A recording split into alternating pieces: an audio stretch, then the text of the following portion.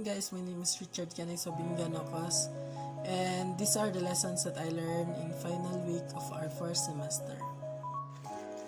Anticyclone, a weather system with high atmospheric pressure at its center, around which air slowly circulates in a clockwise northern hemisphere or counterclockwise southern hemisphere direction.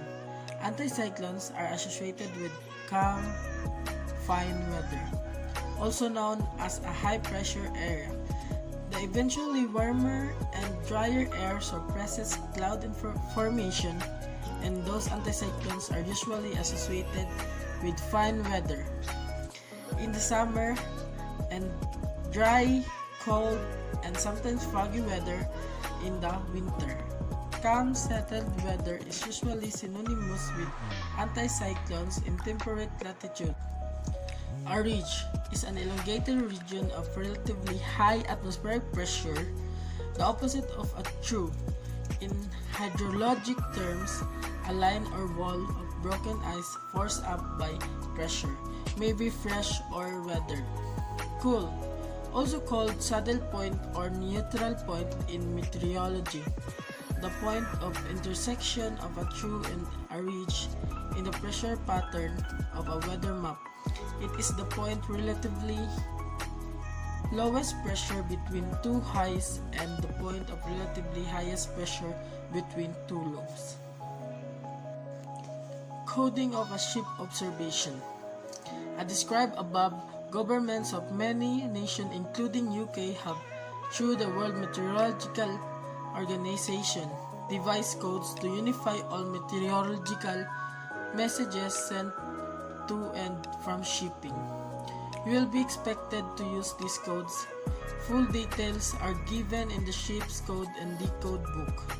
Normally, ships send the code messages to the nearest meteorological office through coast radio station every 6 hours.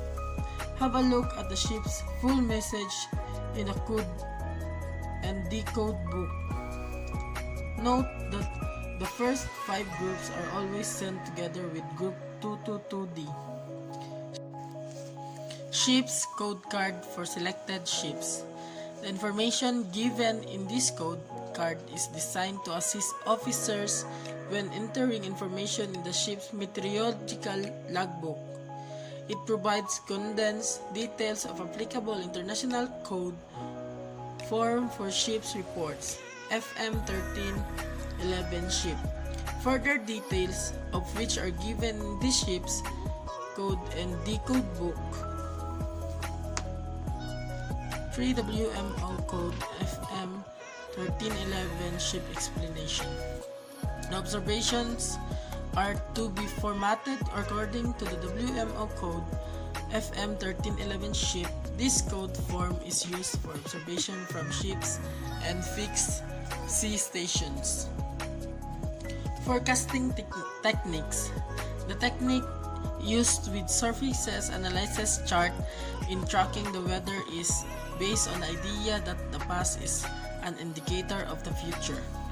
A minimum of 2 surfaces analysis chart received each day is recommended, and more than this when the situation is rapidly changing or critically operation requiring the most up-to-date information are involved. Take the latest map and the one previous to it and then plot the earlier locations of the high and low centers and fronts. Plot this on the latest chart based on the past movement between 2 maps. Project ahead by noting the position of these features at 12 and 24 hours into the future on the latest map. Another useful feature to advance in the region of closest space isobars and wind. Tropical cyclones and subtropical cyclones are named by various warning centers to provide ease of communication between forecasters and the general public regarding forecast watches and warnings. The names are intended to reduce confusing in the event of concurrent storms in the same basin. Generally, one storm produces sustained winds between speed of more than 33 knots. Names are assigned in order from predetermined list depending on which basin they originate. However, standards vary from basin to basin. Some tropical depressions are named in the Western Pacific, while tropical cyclone must have significant amount of gale force winds occurring around the center before they are named in the southern hemisphere.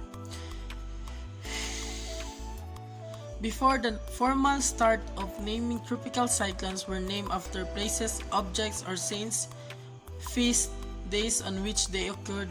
The credit for the first usage of personal names for weather system is generally given to the Queensland government meteorologist Clement Rugg, who named system between 1887 and 1907. This system of naming weather system subsequently fell into disuse for several years after Rugg retired until it was revived in the later part of World War II for the Western Pacific. Formal naming schemes and naming lists have subsequently been introduced and developed for the Eastern and Central, Western, and Southern Pacific basins, as well as the Australian region, Atlantic Ocean, and Indian Ocean.